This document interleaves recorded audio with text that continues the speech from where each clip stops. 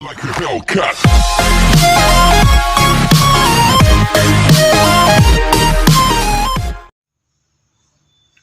Good morning class 8. Your next exercise is exercise 6.5 that is compound interest. देखिए interest क्या होता है. Interest होता है कि जब हमने पैसे अपने बैंक में डिपॉजिट करवाए या हमने किसी को बोरो किए, लेंड किए, ठीक है ना, तो जो मनी आपको अपनी दी हुई मनी से ज़्यादा मिलती है दैट इज योर इंटरेस्ट. ठीक है. सपोज मैंने 10,000 रुपीज़ बैंक में डिपॉजिट कराए और आफ्टर 1 ईयर उस 10,000 का मुझे कितना मिल रहा है 11,000 रुपीज़. तो वो जो 1,000 रुपीज़ मुझे एक्स्ट्रा मिल रहा है वो मेरा क्या है इंटरेस्ट. तो इंटरेस्ट जो है वो किसी रेट पर दिया जाता है जैसे 10% पर, 2% पर, 3% पर. ठीक है. और जो इंटरेस्ट की कैलकुलेशन होती है वो ईयरली होती है. ठीक है. कई केसेस में हाफ ईयरली भी होती है. ठीक है जी. और कई केसेस में क्वार्टरली भी होती है. तो ईयरली तो मतलब आफ्टर 12 मंथ्स आपको जो है वो इंटरेस्ट अमाउंट मिलेगा. ठीक है. मतलब ईयरली मतलब 1 ईयर में आपको पता है कितने होते हैं मंथ्स 12.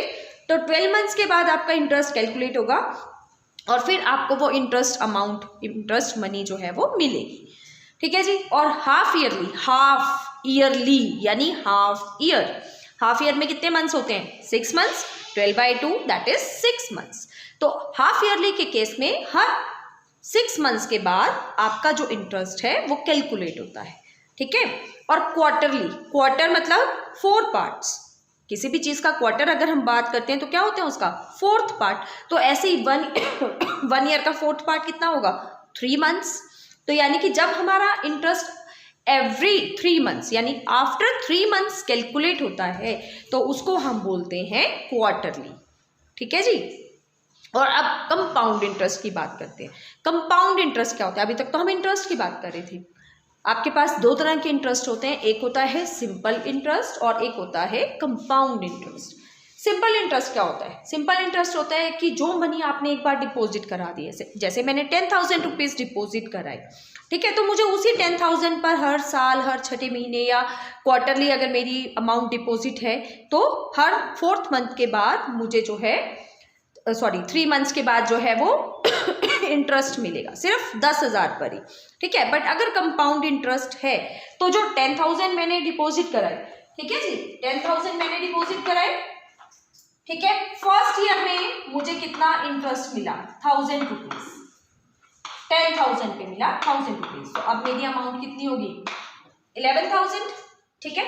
अब जब मुझे नेक्स्ट इंटरेस्ट है वो इस 10,000 पे नहीं मिलेगा, इस 11,000 पे मिलेगा. यानी जो मेरी इंटरेस्ट अमाउंट थी मुझे उस पर भी इंटरेस्ट मिलेगा. तो वो मेरा क्या बन जाएगा कंपाउंड इंटरेस्ट. ठीक है. Interest on interest is compound interest. ठीक है. तो देखिए सिंपल इंटरेस्ट का फार्मूला क्या होता है पढ़ा हुआ है हमने. प्रिंसिपल प्लस सिंपल इंटरेस्ट का फार्मूला क्या होता है principal into R into T upon 100. This is your simple interest. ठीक है. और अगर मुझे अमाउंट निकालनी होती है तो मैं क्या करती हूँ जो प्रिंसिपल, ये जो पैसे मैंने डिपॉजिट कराए हैं और उसमें जो इंटरेस्ट मुझे मिला है वो मैं ऐड कर दूँ तो वो मेरे पास क्या बन जाता है अमाउंट. जैसे 10,000 मैंने डिपॉजिट कराए, 1,000 मुझे इंटरेस्ट मिल गया, दोनों आपको आपने प्लस कर दिया तो ये क्या बन गई आपकी amount. This is your amount. ठीक है. तो अमाउंट क्या होता है प्रिंसिपल प्लस सिंपल इंटरेस्ट. पर अब हम कंपाउंड इंटरेस्ट पढ़े तो देखो बार बार हर साल मैं इंटरेस्ट इस अमाउंट पे इंटरेस्ट कैलकुलेट करूं, फिर अगली बार फिर अमाउंट पे इंटरेस्ट कैलकुलेट करूं. अगर मुझे आफ्टर 10 ईयर्स इंटरेस्ट निकालो तो कितना लंबा प्रोसेस हो जाएगा. हर बार एक बार पहले इसकी अमाउंट पे इंटरेस्ट कैलकुलेट किया, फिर नेक्स्ट पे करूंगी, फिर नेक्स्ट पे करूंगी. That is so lengthy method.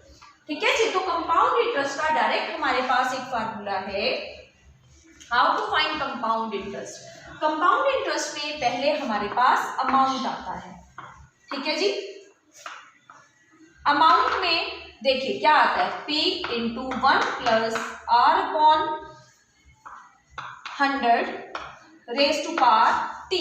यहां आपको कई बार T लिखा हुआ मिलेगा या कभी एंड भी लिखा हुआ मिल सकता है, ठीक है। तो अब ये क्या है, देखिए जी, पी है आपका प्रिंसिपल, ठीक है। प्रिंसिपल क्या क्या हो सकता है, प्रिंसिपल हो सकता है जो अमाउंट मैंने बैंक में जमा कराई है, या मैंने किसी को उधार दी है, या फिर मैंने किसी से उधार ली है, तो वो सब आपका क्या बनेगा, प्रिंसिपल, ठीक है जी। रेट, जिस रेट पर आपने क्या किया है, मनी उधार दी है या उधार ली है। मान लो 2% पे आप किसी को उधार दे रहे हो या 5% पे किसी को उधार दे रहे हो, ठीक है, तो वो आपके पास क्या होती है, rate percent of interest. And T is your time, T क्या है आपका, टाइम। टाइम कितने टाइम के लिए आप दे रहे हो, आप 2 ईयर्स के लिए उधार दे रहे हो मनी, या 1 ईयर के लिए दे रहे हो, या 5 ईयर्स के लिए दे रहे हो, that time period is your time, ठीक है। तो अगर ईयरली है या पर एनम है, ठीक है, तो हमें कोई चेंज करने की जरूरत नहीं होती। बट अगर आपका हाफ ईयरली इंटरेस्ट कैलकुलेट हो रहा है, ठीक है जी, हाफ ईयरली, तो हाफ ईयरली में हम क्या करते हैं, रेट को 2 से डिवाइड, रेट परसेंट जो होता है उसको 2 से डिवाइड करते हैं, ठीक है जी, और जो टाइम होता है उसको 2 से क्या करते हैं, मल्टीप्लाई, क्योंकि हाफ ईयर में 2 बार ही आपका इंटरेस्ट कैलकुलेट होगा ना, ठीक है। और अगर क्वार्टरली है तो रेट परसेंट को हम 4 से डिवाइड करते हैं और टाइम को हम 4 से करते हैं मल्टीप्लाई, ठीक है। फिर हम इस फार्मूला को यूज करते हैं, क्लियर। तो आपको मैं फर्स्ट क्वेश्चन कराती हूँ। देखिए फर्स्ट सेकंड थर्ड तो डायरेक्ट ही क्वेश्चंस हैं, हम चलते हैं क्वेश्चन नंबर 4 पर, ठीक है। उसमें आपको थोड़ा अच्छे से क्लियर हो जाएगा, क्योंकि बाकी में तो आपको देखो प्रिंसिपल, रेट और टाइम डायरेक्टली लिखा हुआ है, तो आपने सिर्फ फार्मूले में डालना है और वैल्यूज आ जाएगी। तो क्वेश्चन नंबर 4 देखिए, रमेश डिपॉजिटेड, डिपॉजिट मतलब उसे जमा कराई है, तो जो अमाउंट हमने जमा कराई है वो हमारे पास क्या बनेगी, प्रिंसिपल, क्या होगा, वो हमारा प्रिंसिपल, ठीक है जी। तो प्रिंसिपल है आपके पास 1250, 1250 rupees. Find the compound interest earned by him after 3 years, यानी टाइम कितना दिया है आपको, 3 इयर्स, ठीक है जी। और rate of interest that is 5% per annum, per annum, यानी मुझे टाइम और रेट को कुछ नहीं करना है, एज इट इज यूज करना है, ठीक है। ऐसे अगर यहाँ मुझे हाफ ईयरली दिया होगा, rate of interest is 5% half yearly, तब मैं क्या करती, टाइम को 2 से मल्टीप्लाई और रेट को 2 से डिवाइड, ठीक है। तो फिलहाल हमें ऐसा कुछ नहीं करना है क्योंकि पर एनम आपको दिया हुआ है, and you have to calculate the compound interest. तो कंपाउंड इंटरेस्ट निकालने के लिए पहले आपके पास क्या आएगा, अमाउंट, ठीक है जी। फिर जो अमाउंट आ जाएगा, कंपाउंड इंटरेस्ट निकालने के लिए अमाउंट में से प्रिंसिपल को क्या कर देंगे हम, माइनस, राइट। तो अमाउंट का आपको फार्मूला बताया था मैंने, क्या होता है, P into 1 plus R/100 to the power T। Principal कितना आपका 1250, rate of interest 5% and time is 3 years, ठीक है। तो यहाँ पे आपकी कटिंग हो जाती है, कटिंग कर दीजिए, 5 1 जा 5, 5 2 जा 10, 0 एज इट इज। तो यहाँ 1 के नीचे ये 20 नहीं आ रहा है, तो आपको क्या करना है, इसका एलसीएम लेना है, 20 और 1 का एलसीएम 20, 20 1 जा 20, 1 1 जा 1, ठीक है।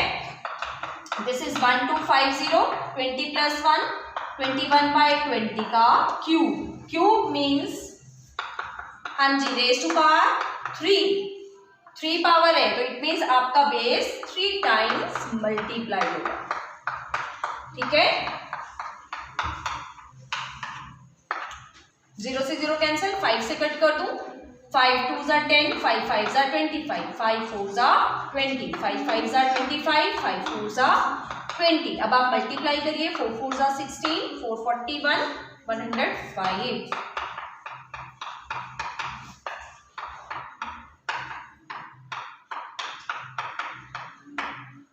ये आ गया 46305, ठीक है। 16 से आप इसे डिवाइड कर दीजिए,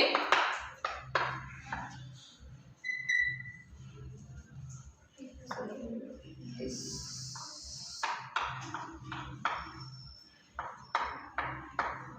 16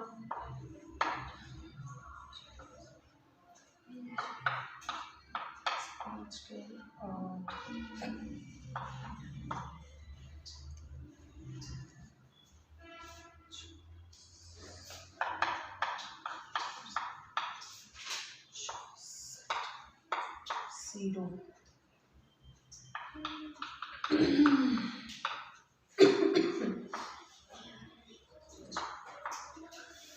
ये आएगा आपके पास डिवाइड करके, ठीक है।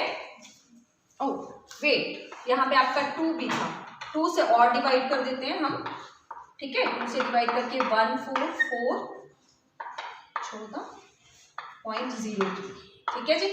पहले ये 4 4 सा 16 से डिवाइड कर दिया मैंने, ठीक है। आप इकट्ठा भी कर सकते हैं, 16 2 सा 32, ठीक है जी। पहले 16 से डिवाइड करके ये आ गया, फिर 2 से डिवाइड करके आपके पास ये चीज आ गई है, ठीक है। तो दिस इज योर अमाउंट, ये क्या है आपका अमाउंट। और आपने कंपाउंड इंटरेस्ट निकालना है, तो कंपाउंड इंटरेस्ट क्या आएगा, amount minus principal, that is 14470.03 minus 1250। तो माइनस करके जो आएगा दैट इज योर आंसर, ठीक है। तो इसी तरह से आपने क्वेश्चन करने हैं सारे, और इसमें और कुछ अलग चीज नहीं है, बाकी क्वेश्चंस की आपको पीडीएफ मिल जाएगा।